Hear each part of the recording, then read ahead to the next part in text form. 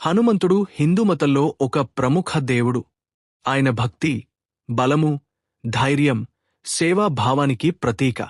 హనుమంతుడు శివుడి అవతారంగా పరిగణించబడటానికి ముఖ్యమైన కారణం ఏమిటంటే, శివుడు రాముడి సేవకుడిగా పుట్టాలనే సంకల్పం. పురాణాల ప్రకారం విష్ణువు రాముడిగా అవతరించనున్నప్పుడు శివుడు అవతారాన్ని సేవించాలనుకున్నాడు. అందుకే శివుడు హనుమంతుడిగా భూమికి వచ్చాడని విశ్వాసం ఉంది. ఈ విషయం శివపురాణం, వాయుపురాణం లాంటి గ్రంథాలలో చెప్పబడింది.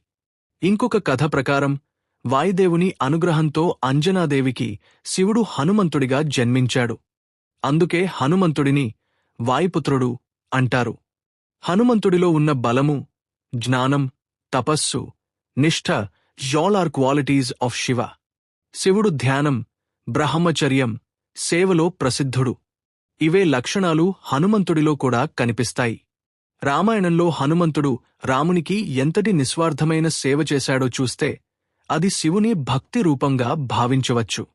ఇలా శివుడు భక్తునిగా జన్మించి రాముని సేవ కోసం హనుమంతుడిగా అవతరించాడని నమ్మకం ఉంది.